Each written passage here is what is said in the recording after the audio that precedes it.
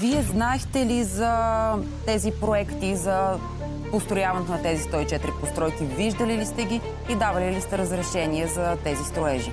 Значи, усещам, че сте под пара от предходния ви събеседник. Значи, тук при нас в архитектурата нещата стоят малко по-дълбоко и малко по-сериозно. Изказа ви просто не е верен. Архитектурата е много специфична и аз ще си позволя. Колко време имаме? Че да влезете в конкретика за конкретното място, защото предполагам тези големи проблеми първо ще бъдат коментирани. Просто обяснете с думи прости вие, като председател на експертния съвет по устройство на територията към община Варна, как си обяснявате наличието на този мегакомплекс в близост до града? Веднага ще ви разкажа и ще стигна до там, особено ако сте достатъчно търпелива, да разберете кое откъде идва. Аз съм абсолютно търпелива, но просто очаквам вече трета минута отговор на един обикновен въпрос. Ви прекъснете още 3 пъти и няма да стигнем до никъде. Слушам. Така.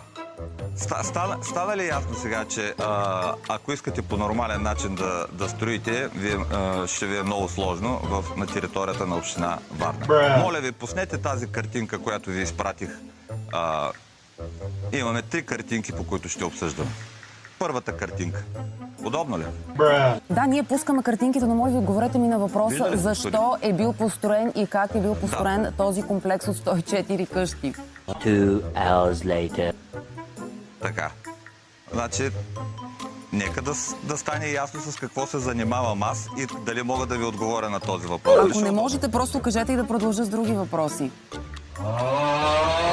Моля ви се, пуснете ме. Имам 3 картинки, ще ви обясня всичко. И без картинки, мисля, че зрителите ни са достатъчно интелигентни и ще ви разберат. Не. Тук казах една шегичка на вашите приятели, с които снимаме от Варна. Срещали се 2 архитекти и един е казал на другия: дай един молив да ти кажа нещо.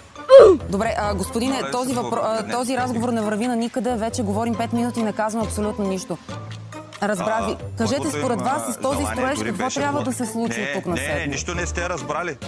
Не, напротив, разбрах достатъчно, господине. Кажете ми на финала на нашия разговор, тъй като от опозицията в Общинския съвет от Възраждане заявиха, че всъщност е време вие да си подадете оставката, защото и вие носите вина за това, че се е стигнало до тук. Обмисляте ли този... Разбира се.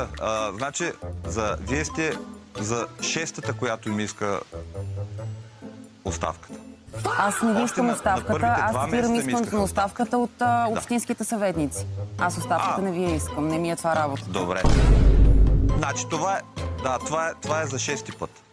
Искам да